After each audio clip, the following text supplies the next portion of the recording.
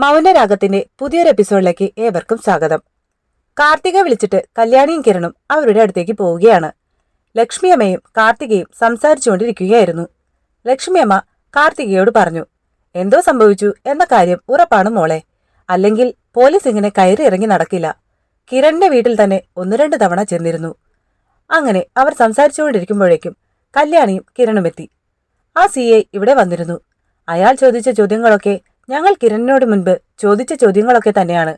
കല്യാണം നടക്കുന്ന സമയത്ത് കിരൺ എവിടെയായിരുന്നു? ലക്ഷ്മി അമ്മ ചോദിച്ചു. അന്ന് ഓഡിറ്റോറിയത്തിൽ ഗംഗാപ്രസാദ് വന്നിരുന്നോ? അതേപ്പറ്റി ഞങ്ങൾക്കറിയില്ലെന്ന് പറഞ്ഞപ്പോൾ CI ഒരു പെൻഡ്രൈവ് ഇട്ട് കാണിച്ചു. കാർത്തിക പറഞ്ഞു. അന്ന് അവൻ അവിടെ വന്നിട്ടും നമുക്കാർക്കും ഒരു ശല്യമുണ്ടായിട്ടില്ലെങ്കിൽ അവനെ അതിനു മുൻപ് ആരെങ്കിലും എന്തെങ്കിലും ചെയ്തു എന്ന് വേണം കരുതാൻ, ലക്ഷ്മി അമ്മ പറഞ്ഞു. ഇത് കേട്ട് കിരൺ ഒന്ന് ഞെട്ടി. അന്ന് ശരിക്കും ഗംഗാപ്രസാദിന് എന്താണ് സംഭവിച്ചതെന്ന് കാർത്തികയും ലക്ഷ്മിയമ്മയും നിർബന്ധമായും അറിയണമെന്ന് കിരണിനോട് ആവശ്യപ്പെട്ടു. അങ്ങനെ കിരൺ ആ സത്യങ്ങൾ അവരോട് തുറന്നു പറയുകയാണ്. ഇന്ന് ഗംഗാപ്രസാദ് ഈ ലോകത്തില്ല. അവന്റെ ബോഡി എന്റെ വീടിന്റെ മുറ്റത്ത് മണ്ണിനടിയിലുണ്ട്, കിരൺ പറഞ്ഞു. ഇതിന്റെ പേരിൽ കിരണിനെ പോലീസ് അറസ്റ്റ് ചെയ്താൽ അത് ഞങ്ങൾക്ക് സഹിക്കില്ല, ലക്ഷ്മിയമ്മ പറഞ്ഞു. ഞങ്ങളുടെ സ്വസ്ഥതയ്ക്ക് വേണ്ടി കിരണിന്റെ ജീവിതം ഇല്ലാണ്ടാക്കുകയാണോ? കാർത്തിക ചോദിക്കുകയാണ്. പരോളിലെത്തിയ രാഹുൽ രൂപയുടെ വീട്ടിലേക്ക് വന്നിരിക്കുകയാണ്. കുഞ്ഞിനെയും നിങ്ങളെ എല്ലാവരെയും ഒന്ന് കാണാനാണ് ഞാൻ വന്നത്.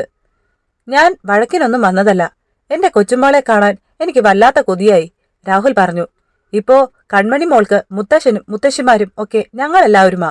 നിനക്കും മനോഹരനും കുഞ്ഞുമായിട്ട് യാതൊരു ബന്ധവുമില്ല.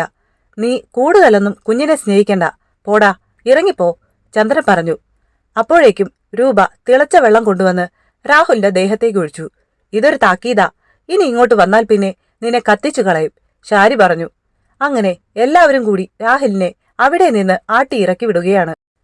രാഹുൽ മനസ്സിൽ പറയുന്നുണ്ട്, നിന്റെയൊക്കെ കണ്ണിൽ നിന്ന് കണ്ണീര് മാത്രമല്ല, ചങ്കിൽ നിന്ന് ചോരയും പൊടിയും എന്ന്. അപ്പോൾ അടുത്ത എപ്പിസോഡിനായി നമുക്ക് കാത്തിരിക്കാം. അതുവരേക്കും ബൈ.